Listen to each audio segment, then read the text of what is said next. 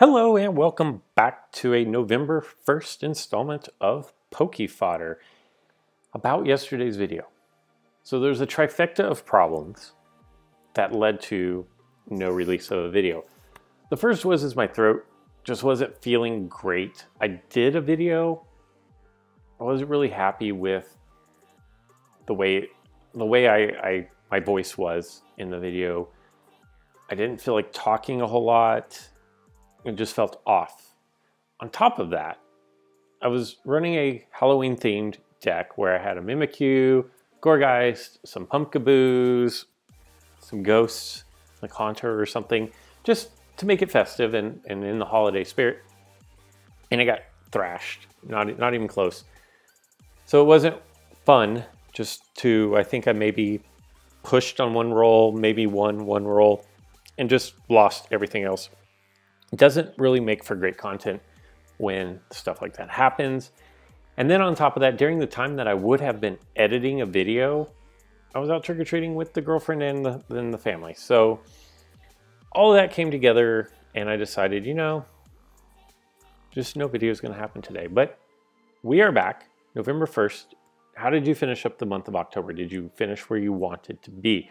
I don't know where I was, somewhere within outside the top 100, but before whatever the next threshold is, that gets you 15 booster tickets. Opened those, got 2 rares, 13 uncommons, absolutely nothing to write home about. And then when doing my dailies this morning, I got a booster ticket, opened it up, and it was a Lunala. So I'm pretty excited about that. Nebby Deck is still here, still running it, although continually making adjustments and changes, trying to find the ideal build. This isn't what I want to show you guys today. What I want to show you guys today is a deck that I am calling the no gold deck. Concept behind this deck is Noibat to Noivern is the runner, but once evolved, it negates gold attacks into it. Cobalion cannot be KO'd by a gold attack, neither can one of your Pokemon adjacent to it. And Tapu Lele will negate the gold attack of an opponent within 2 steps when you are doing the attacking. And then on top of that, we have Oricorio Pau style, Solgaleo, and Lunala. All of them are psychic types, so they all benefit from the +1 for each other psychic type on the board. And the reason why I came up with this is because my Nebby deck really struggles against heavy gold decks. So decks that run, a Raikou, Tapu Koko, Zapdos, Blaziken, kind of the main 4, the Mew. I kind of struggle with those as well. Those are the main 4 or 5 Pokemon that I see in this meta that I kind of struggle with. And I just kind of had the idea of what could I do to still kind of have the same deck. And it's really not a Nebby deck because there is no Cosmog or Cosmo EM to do all the evolutions. But I still feel like this is in the psychic world. So I want to take this, and I'm going to do a rematch because I don't know how good this deck actually is or how competitive it is. But I'm going to go find a rematch. I'm going to cut the video right here because it could take a few minutes to find a rematch, and it's really boring for you guys to watch me try to find a rematch. So when I get back, I will have a rematch, someone around 3K, maybe a little over 3K to go up against, and then we'll bring the video back. So I found my opponent, and this looks absolutely awful.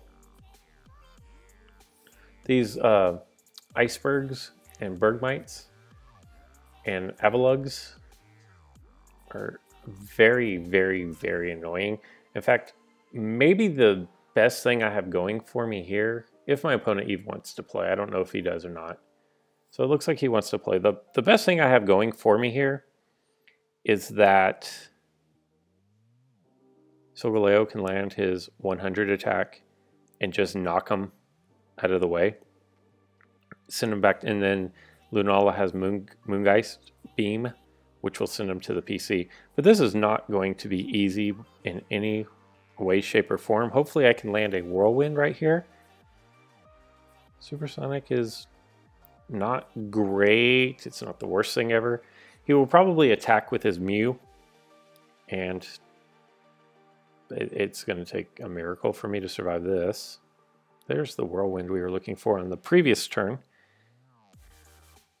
Going to bring Solgaleo out. These decks are beyond annoying. And I assume switch, switch, switch. He's got 3 switches. I'm just going to go ahead and... And unfortunately, there's only 1 gold attacker in this, 2 gold, I guess, with his Spirit Tomb. But he's got long throw, switch, long throws. I'm going to try to get this evolved. And if you don't know this deck, I don't blame you. What it's built around is these Bergmites can enter the field. It's kind of like the Ladybug deck. They can enter the field, they go next to him, but then they can actually move 1 MP. Now what he's going to do next is he's going to do a Pokemon switch and bring out Spirit Tomb and then curse my Solgaleo. Pretty predictable.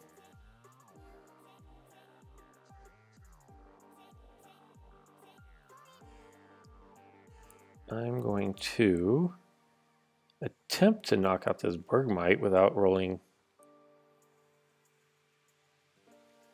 Okay. What else does he have? Counterattack. I'm doing decent as far as covering my goal here. He may Poke-Switch Avalugg back in. Okay, he's just going to long throw it in. Alright. I can walk up here and freely attack because I am adjacent to Cobalion, so I didn't have to worry about getting knocked out.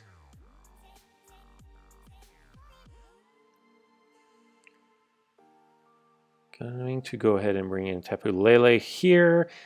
My next move is most likely going to be put Oricorio on my goal because he does have counterattack. Just want to be careful, and he rolls the double edge, which is going to banish my Mon from the game. Also knocks him out, but now he's going to be able to bring this Bergmite out to here and then move it if he wants. Like I said, it's a super, super annoying deck. Maybe I can land a whirlwind here. Nope. And that's not good because I've already used up my max revive on him. We are going to slide this over.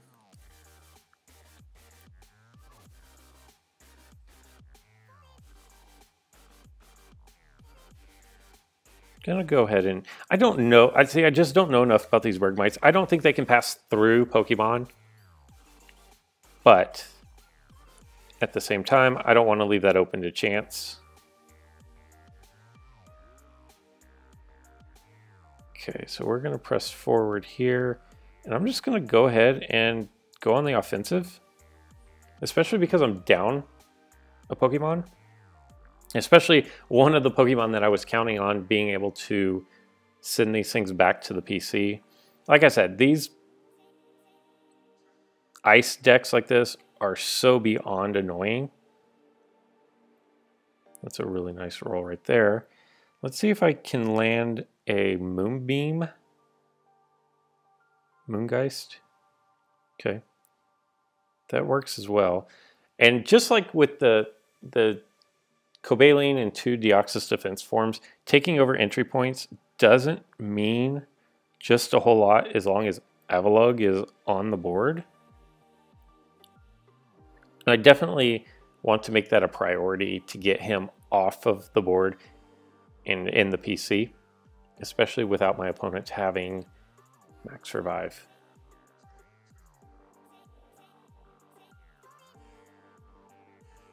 Okay. We will double chance this. I don't know how many opportunities I'm going to get to knock him out by him not rolling blue. And so had he not rolled blue, I wanted to make sure that I got a roll that would either knock him or Spirit Tomb out. I don't know which one would be better at this point. Probably want to go ahead and knock out Avalug if at all possible. Just because he's the quarterback. Perfect. So now I have to make that decision. And because this is a displacement purple, it actually doesn't ice me, which is great. And now we are going to X speed. You know what? I just noticed that I actually have a scoop up in this deck, and the better play a long time ago would have been for me to scoop up my Solgaleo and erase that curse marker off of him. That would have been the better play to make. But I just noticed that I had scoop up here.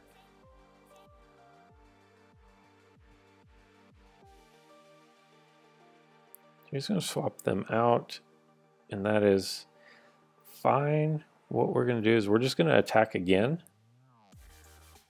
Perfect. Couldn't have asked for a better play than that. I would imagine he's not going to switch here. We'll test our luck one more time. In fact, double edge works. That works nicely. He can't get to the goal. Although, he can move over one and then switch with Avlug and then bring all of them back out. So what I'm going to do is I'm going to go here. He has to go cover goal. And then I think, I'm not real worried about getting knocked out on this. And then, as I say that, he knocks me out. And this is the nuisance of these decks.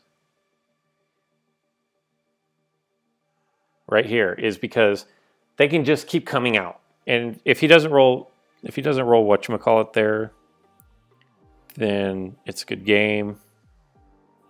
And if I'd known that I was running a scoop up earlier, it also would have been a good game. But I missed that. And now he's going to be able to get everything back out on the board, all the way back to square one for me.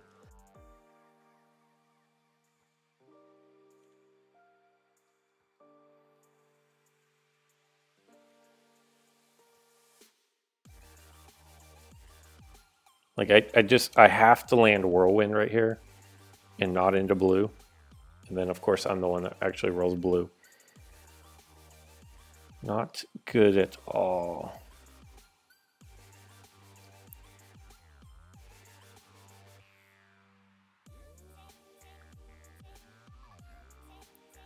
That's actually okay. Let's see if I can either confuse or just knock this thing out. Okay, so now everything out here is confused. He only has one more switch available. Now he will probably do a switch with Spirit Tomb again.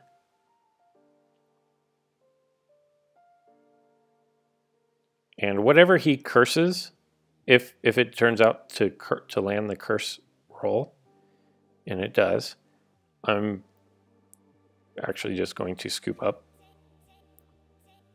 make the smart play. And it's also a smart play because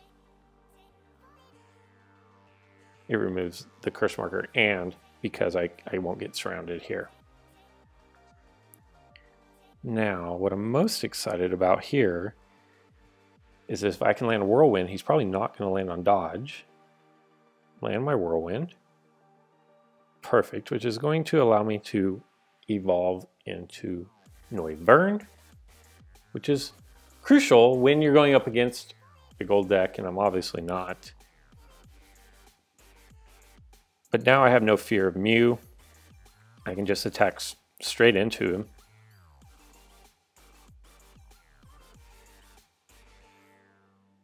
That was unfortunate.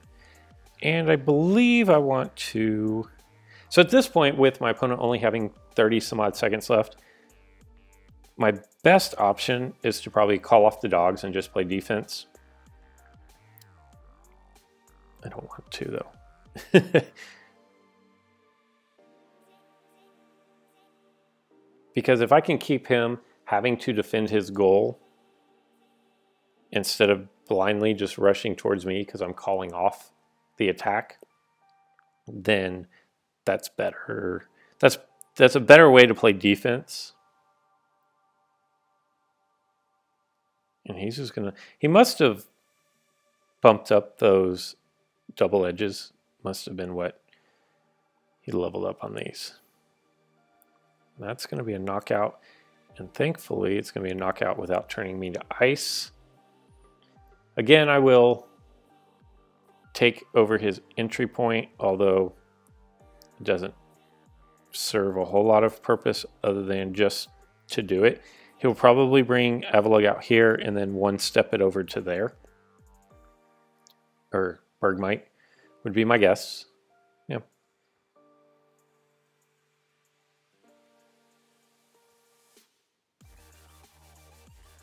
I mean, that's fine. If he wants to continuously cycle through,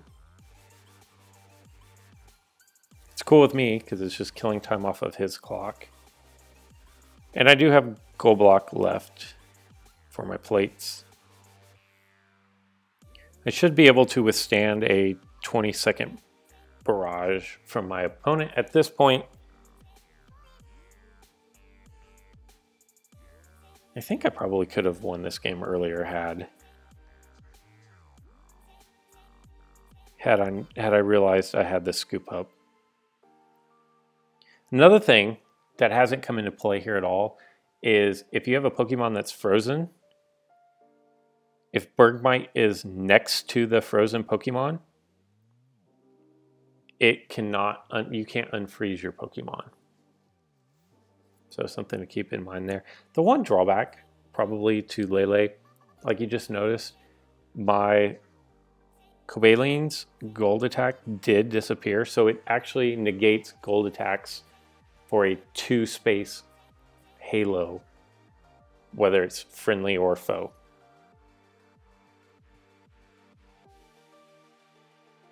And that one's going to be a little tougher to get over too.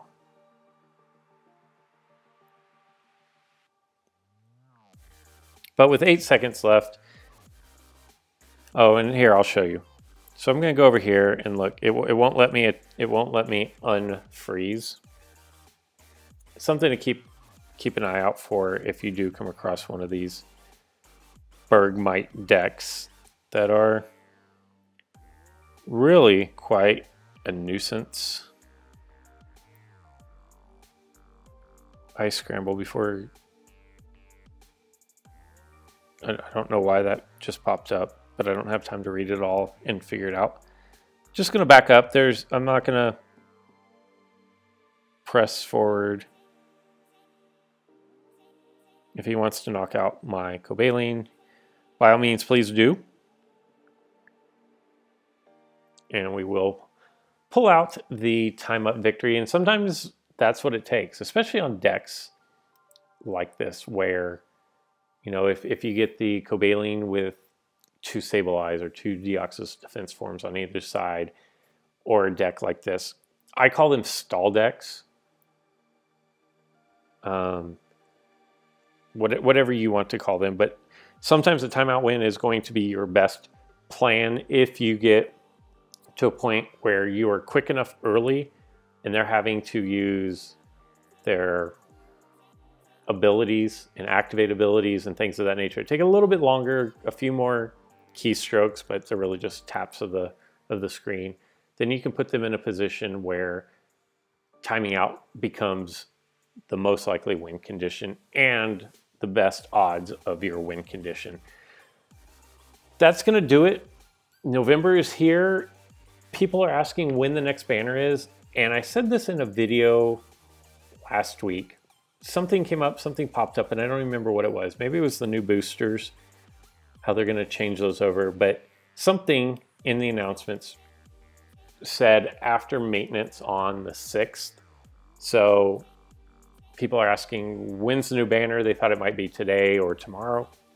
I don't think it's going to be what I said back then, and I'm still going to go ahead and stay with that prediction, is going to be the 6th or 7th, depending on where you fall on the calendar, UTC, Japanese time.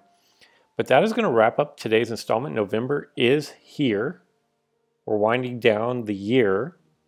And I don't remember when Pokemon Duel was actually released quasi-worldwide. I know some countries have been added since it was officially released worldwide. But once it was released to other countries besides Japan, it's coming up in January, I believe. That's not too far away. If you think about it, probably 60, maybe 75 days, give or take, and it'll be here before you know it, because everybody knows once mid-November comes around, it's basically you blink and then it's early January. So many things are going on. People are going to parties, holidays, spending time with family. That is going to wrap up today's video. I'm sorry it was a short one. Sometimes finding room matches isn't always the easiest thing to do, and I have a concept and an idea for this deck. It never really came out to play that way just because based on the opponent that I went up against, but I think it was enough that you guys can kind of see the theory behind it, and then you guys can make up your mind for yourself on whether you think a deck like this is viable for you or in League. I hope you guys are having a great Wednesday. Maybe it's Thursday where you are. We'll be back tomorrow with another video. So until next time.